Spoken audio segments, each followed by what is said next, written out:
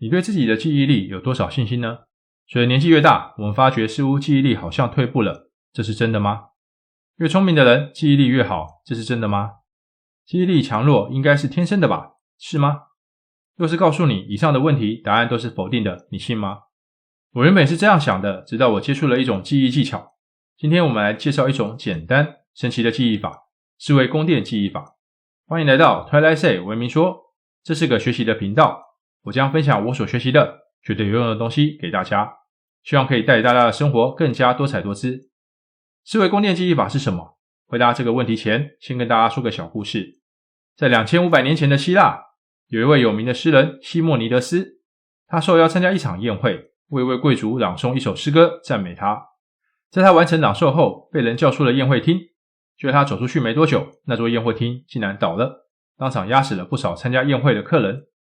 西莫尼德斯站在当场，看着遍地的满目疮痍，听着身边许多死者家属的哭嚎，许多家属因为死者被碎尸压得无法辨认面目。这时候的他脑海里就想着，我可以做些什么呢？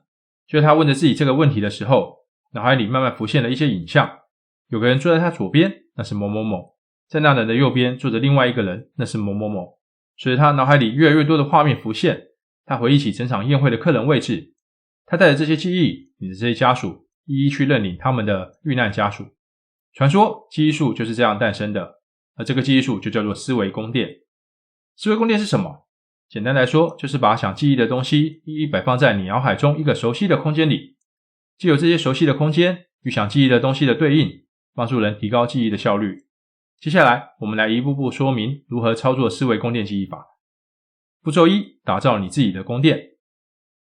这部分就是在你的脑海里放入一个熟悉的空间，预备将想记忆的事物置入其中。这个空间可以是现有的你熟悉的地方，例如你的家。一般来说，家是我们最熟悉的地方，除非你是新搬的家。除此以外，我们一般闭上眼睛回想，都能将家里的大部分空间及摆放轻而易举地回忆出来。另外，若是你不想使用已有的空间来作为思维宫殿，你也可以在脑海里自创一个虚拟空间。不过这个方法难度会高很多，因为除了创造，你还要熟悉它。我自己是使用第一个方法。决定了使用哪种方式创造自己的宫殿后，这时候你就要在这个宫殿里至少摆上5个空间，而每个空间要记住至少5样物品或家具。每个空间可以代表每个类别，而每样物品或家具也就是你准备储存记忆的地方。打造好你的思维宫殿，接下来我们要进到第2步。步骤2，图像化你想记忆的资讯。你想记忆的东西可能很多，有可能是一份清单，有可能是一段文字或是一篇文章，但无论你想记忆的东西是什么，方法都是大同小异，只是处理的工序多或少而已。这时候就要谈到我们的大脑了。我们的大脑对没有意义的东西是懒得去记的。要让我们的大脑乐意去记东西，首先这东西必须是有意义的，再来这东西是越强烈越好，例如强烈的感受或是视觉冲击。这就是为什么我们看完一部恐怖片后往往很容易记住情节，并在睡觉时做噩梦，因为恐怖片会带给我们强烈的情绪感受。因为大脑的这个特性，我们就要开始加工我们想记忆的事物了。例如要你把台湾各县市背下来，这时候你会怎么做呢？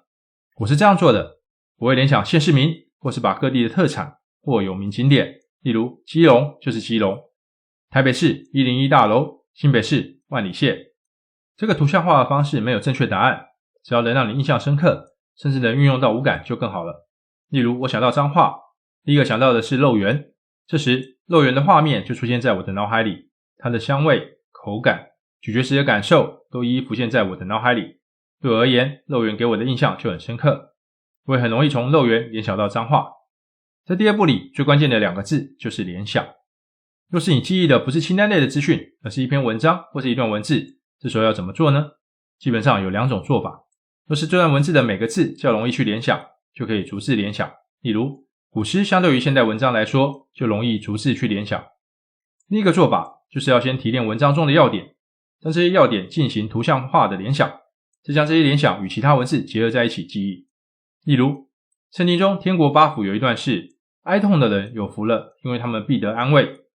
这句话你会怎么去联想呢？我是这样做的，我提炼出了几个要点：哀痛、有福、安慰。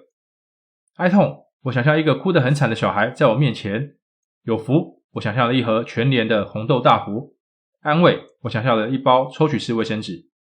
整个画面是这样的，一个哭得很惨的小孩蹲在我面前，我给了他一盒红豆大福，再送上一包抽取式卫生纸给他擦眼泪。当我联想好这些提炼出来的要点后，这段经文对我而言就很有画面感了，甚至还有哭声、大福的口感以及抽取式卫生纸的手感。当你完成图像化后，接下来就是关键的下一步，步骤3，将图像化的资讯放置在宫殿里。接下来结合步骤1建置好的宫殿空间及物品家具，以及步骤2完成图像化的资讯，你可以按照你的宫殿的动线安排资讯在你的宫殿的各个位置。例如记忆台湾各县市，我是这样记的，我是从门口开始，进门的地垫上我看到了一个基隆纸在上面，进门后我右手边的鞋柜上有一座101大楼的模型，还可以看到101大楼下面的搜狗，再往前的电视画面上有一只万里蟹在画面中活蹦乱跳的，我左手边的电脑桌上有一座桃园机场，有一架飞机刚起飞，再过去一点的沙发上长满了一片新鲜嫩绿的竹林，再往前走一点，厕所马桶上有一座木雕图腾，洗手台里面堆满了一堆麻将牌的红中，抬头看镜子出现了妖怪及鸟居，浴缸里被肉圆堆满了，回头看一下洗衣机，上面有一片森林，森林顶端有一片云海。到这边我就把基隆、台北、新北、桃园、新竹、苗栗、台中、南投、彰化及云林都分配好了，当然还可以再继续延伸下去。当你将想记忆的资讯一个个安放在你的宫殿里后，步骤3就完成了。接下来我们就要进到最后一步了。步骤4，走访你的宫殿。进到步骤4，我们需要从头走一遍你的宫殿，将你安排好的资讯一一走访过去，直到你能顺利完成你的巡视。若是有漏掉的地方，就需要再次强化它，可能是重新回忆那部分，或是换一个图像化的方式让你印象更加深刻。若是你能成功走访一次，隔段时间，可能一个下午或是一天、几天，你再重新走一遍。若是你能顺利完成，就代表你的思维宫殿记忆成功了。以后你只要走访你的宫殿，你就可以很简单的回忆起你安放好的资讯。我后来也尝试记忆中国大陆的34个省份，我将我家的空间扩大到厨房、客房、仓库，甚至将我家客厅的物品增加到8样。记忆了几次，也修改了几个让我印象不深的图像，也终于顺利把34个省份记忆下来，到现在都还记得很清晰呢。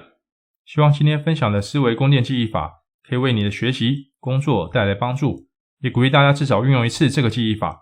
第一次运用时，你可能会感到很疲劳，也很费事，因为不是很熟悉整个过程，特别是步骤2的图像化过程。